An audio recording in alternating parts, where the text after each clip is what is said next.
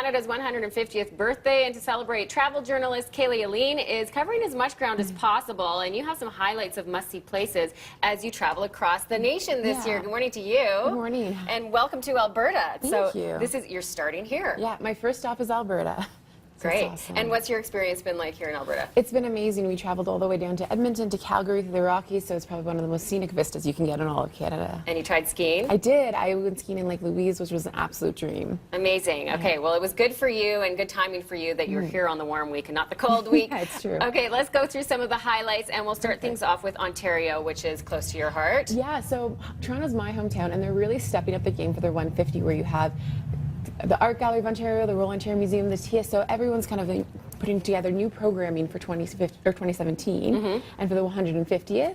Then we're heading over through to Kingston, and Kingston was the birthplace of Sir John A. Macdonald. So you've got Fort Henry and a lot of those historic sites that you can visit on your way to Ottawa, Ottawa 2017 is their big year. So they're doing everything from cultural programming to celebrating Canada Day, and they really kind of have a year-long of really interesting programming and things to do. The Junos are there this year, so yeah, it's a must-see destination for all Canada. It is a good year to travel and see maybe parts of the country that you haven't seen. Exactly. And that will be the case for you. For sure. Let's move on to the Maritimes, and we have PEI. Yeah, so we're starting off in Cavendish, PEI, where it's the home of Anne of Green Gables. So you're focusing on the summer weather, the small towns in PEI.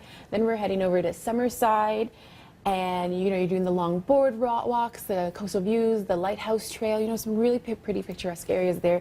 And then you're finishing off in Victoria by the Sea, which is a small fishing village. So it's a really fun way to kind of see the highlights of PEI when it's a little bit warmer out and throughout the year. Oh yeah, and the food there is so good. Okay, Saskatchewan.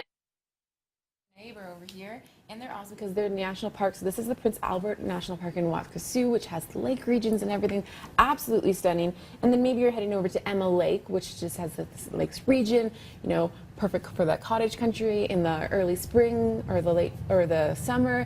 And then I heard Saskatoon is absolutely stunning. Their food and culinary scene is great. They're really stepping up their game, so I think it's something Calgarians will love. Yes, they certainly are. And Toontown, you had our Leah Sarich, because I can see her cheering in the background here, because this is her home and native land. Perfect. Okay, so there's Saskatchewan, and let's move on to New Brunswick. Yeah, so we're going over to the Bay of Fundy, and that's in between New Brunswick and Nova Scotia, but you can access it from the Fundy National Park in New Brunswick. And this is just a natural wonder. It's an amazing spot of our country, must-see for all Canadians. But then you're also looking at the small towns. So the Miramichi is that coastal town, super picturesque, super quiet and quaint. And then you're heading over to also St. Andrews by the Sea, which is just steps away from the Bay of Fundy, and it's kind of that nice area where you can really see that quintessential New Brunswick culture. Cool. And this is your next stop. You're headed to the Yukon. Yeah, I'm headed up to the Yukon. We're headed up north. So this is actually more accessible than you think, because it's just a flight from Vancouver. So you can head directly up there. And the Yukon's interesting because we've got Dawson City, which is the home of the Klondike Gold Rush. We've got Signpost Forward over here in Watson Lake. And it's just a really fun destination for Canadians looking to experience some northern culture. Fun. Wow, you have a great job. I can't complain.